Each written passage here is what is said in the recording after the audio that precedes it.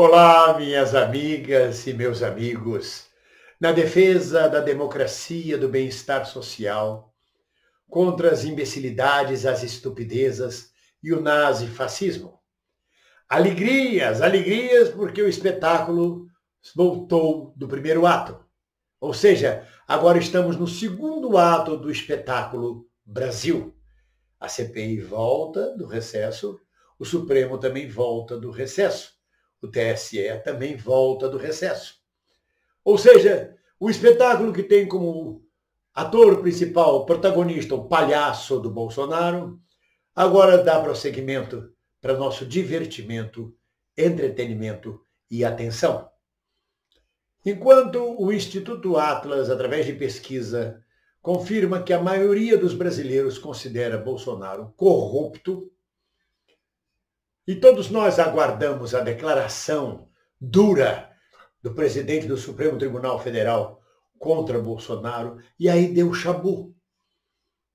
Não teve dureza na declaração. Fux sequer se referiu ao nome Bolsonaro. Mas aí há um procedimento. Tratava-se de uma sessão solene de reabertura dos trabalhos do Supremo Tribunal Federal. E nenhum presidente, se fosse Lewandowski, Fux, qualquer outro Faquin, ia se dar ao luxo de curvar-se para citar o nome de Bolsonaro ou aceitar as provocações de Bolsonaro na abertura de uma sessão solene do Supremo Tribunal Federal. O que Fux falou é: estamos atentos a inverdades. Ou seja, citou educadamente de que o Supremo não vai se deixar levar por fake news, nem por inverdades, como a questão de que as urnas eletrônicas fraudam as eleições. E o curioso nisso tudo é que Fux hoje em dia está mais preocupado em atacar Lula, em impedir Lula de chegar ao segundo turno, ou chegar à presidência, do que exatamente em atacar Bolsonaro. O que fica muito claro como tarefa para Fux é como é que ele vai tolher a vitória de Lula. Ou não. Ao mesmo tempo, o pobre do Barroso, do ministro Barroso, do severo, do austero, do honrado ministro Barroso, árduo defensor da Lava Jato e dos procuradores lavajatistas, um dos maiores inimigos de Lula, portanto, Bolsonaro deveria de honrá-lo, porque foi ele um dos ministros que mais atacou Lula, que mais prejudicou Lula e que mais passou pano para Bolsonaro. O Barroso é chamado de sujo, entre várias outras ofensas terríveis que um presidente da República pode dirigir a um ministro do Supremo, perdendo por completo o respeito do cargo, da liturgia, que aliás é uma coisa que Bolsonaro está cagando e andando, que é o respeito pelo próximo, por qualquer coisa. Chamou o Barroso de sujo e disse que ele já passou dos limites. Quem é o presidente para dizer o que o ministro já passou dos limites? Quer dizer, é um macaco em loja de louça, Bolsonaro. Ele faz o que quer, quebra tudo, faz o que quer, ninguém segura esse macaco. Na verdade, xingou Barroso de sujo e, por tabela, não podia deixar de atacar Lula, chamando Lula de cachaceiro. Eu não sei por que essa agressividade toda do Bolsonaro com o Barroso. Ele ataca profundamente o Barroso, ataca mais do que ataca Lula, ataca mais do que ataca qualquer outro ministro do Supremo Tribunal Federal, do Tribunal Superior Eleitoral. Por quê? Se o Barroso, por exemplo, fosse gay, coisa que não é, coisa que não se trata deste assunto, poderíamos dizer que é uma homofobia de Bolsonaro sobre Barroso. Porque eu nunca vi tamanho ódio. É uma fobia em cima do ministro Barroso.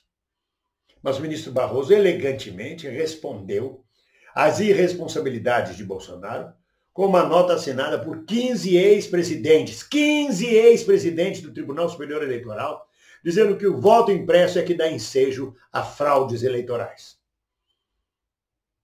É um cala-boca elegantíssimo em cima de Bolsonaro. A sensação que me dá, na verdade, é que os ministros do Supremo estão preparando alguma para Bolsonaro. Uma cama de gato, como a gente diz na malandragem. Para que vai perder tempo citando o nome de Bolsonaro, discutindo a questão de voto impresso, que é uma questão golpista, que Bolsonaro não consegue nem mobilizar multidões nas ruas? mobiliza lá os apaniguados, os pagos, os cabos eleitorais de deputados e vereadores por onde ele passa.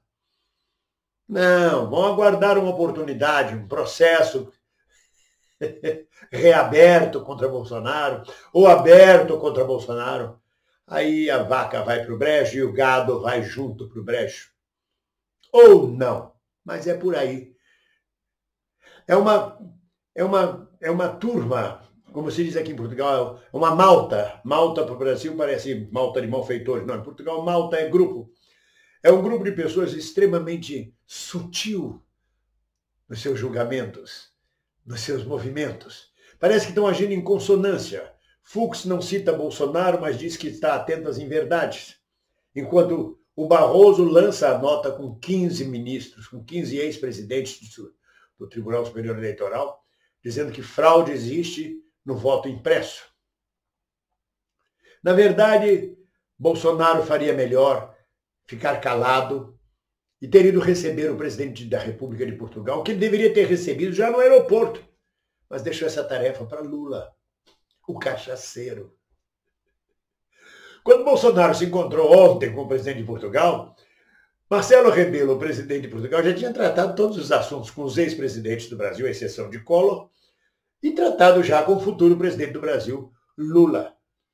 O resto foi papo furado, foi empurrar com a barriga este nazi fascista que é Bolsonaro.